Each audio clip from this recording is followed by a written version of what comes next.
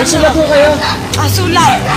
Kay Beta ba? Opo. Nay, may sulat tayo! Nay, alis na po kami. Tuloy na po kami. Oo, Iha, huwag kayong magpapagabi, ha? Oho. Sige.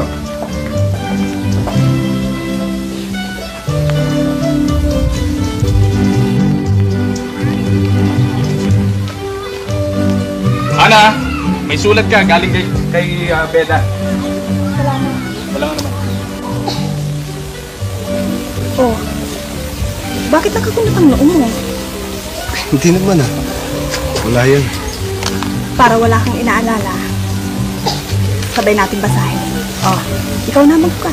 Hindi na, ikaw na lang. Sige na, buksan mo na. Sige na. Nagtitiwala akong kayong lahat ay nasa mabuting kalagayan tungkol sa aking pag-aaral. Medyo mahirap ngunit nakakasulit naman. Kaya inaasahan kong may papasa ko rin ang mga dapat ko pang pag-aralan dito.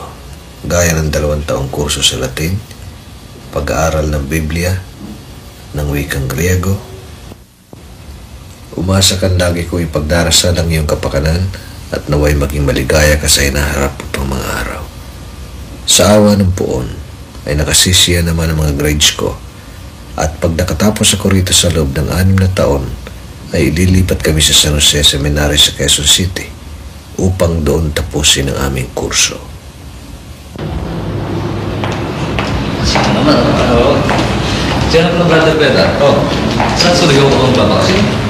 Hindi, sa Quiapo. Morning, Father. Morning. Morning. Morning. Doon sa elder brother ko. Doon ko na mag-bigay ko kung magbigay siya. Probably.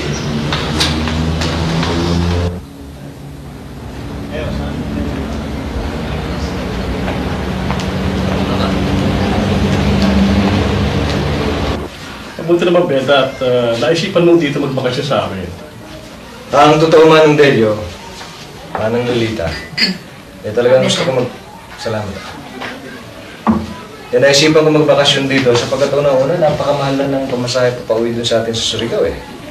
At ang pangalawa, pinaka-importante, gusto kong himukin kayong bumalik na dun sa pinagis na nating relihiyon para mailigtas ang inyong kaluluwa sa impyerno. Beda, ang liwanag na sinasabi sa Biblia nang sa pagdating ng araw ng paghukom, ang tanging ililigtas ng ating Panginoong Jesucristo ay ang kanyang iglesia. Sin duda, wala tayong diskusyon sa bagay niya. Kaya nga pinababalik ko na kayo sa Santa Iglesia sapagkat yun ang tunay na relihiyon. Yun ang sumunod sa mga apostol. Kaya nga apostolika eh. Beda, mahigit na 6 na taong ka sa seminaryo. Siguro naman napag-aralan na ang buong Biblia.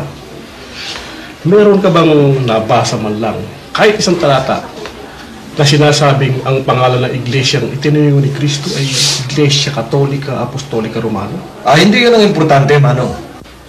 Kundi ang otoridad sa pangangaral bilang kahalili ng mga apostol at bikaryo ni Kristo. Bikaryo? Kahalili? Ni Kristo? Oo. Nang umakyat sa langit ang Kristo, ang Papa at ang mga pare ang siyang humalili sa Kanya upang mangaral dito sa lupa. Ang Apostol Pedro ang ginawang ulo ng Santa Iglesia. At ang Santo Papa naman ang kahalili ng Apostol Pedro. Mababasa ba yan sa Biblia? Mangmaring hindi. Pero madidiwa. Sariling kuro yan. At saka huwag mo sabihin na hindi importante ang pangalan. Sinasabi sa Biblia na sa pangalang Kristo lamang may kaligtasan. Sandali lang. Mas mainam siguro kung yung ministro namin sa iglesyang makausap mo para magkaliwanagan kayo. Bakit po itinuturo ninyo na hindi ang Santa Iglesia Katolika ang tunay na iglesia